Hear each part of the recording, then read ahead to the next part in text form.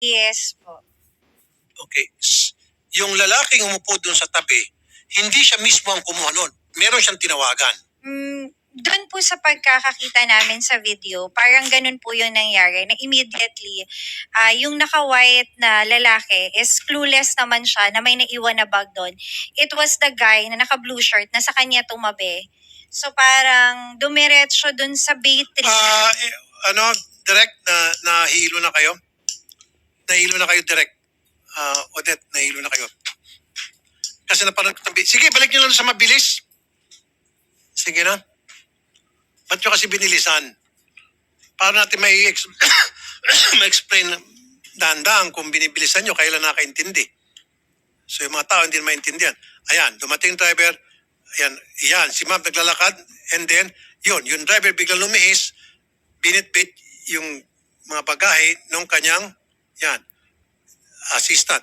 Ngayon, take note, andyan yung Rimowa, and then may dumating na lalaki, umupo sa tabi ng Rimowa, patingin-tingin, and then, nilagay yung Rimowa doon sa trolley, and then hinila niya, and then umupo muna siya.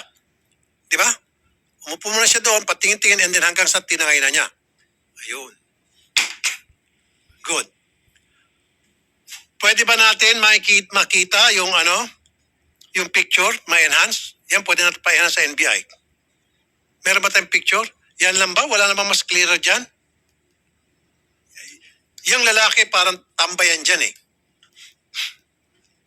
Okay. Wala, yan na ba yung pinaka-clear? Pero pwede pa ma-enhance yan. Yan, isa pa yung picture na yan. Siya yan.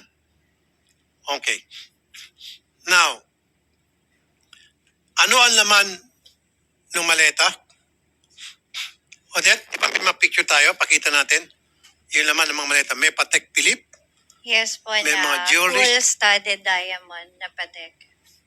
Full-studded diamond na Patek. Wow. Pagkatapos, Umattend din po kasi ako naibigay ho ba? Nasaan yung mga picture? Dito nabigay na yung pics. nandun yung Yung pics nasa yung pictures. Okay. Now, kausapin natin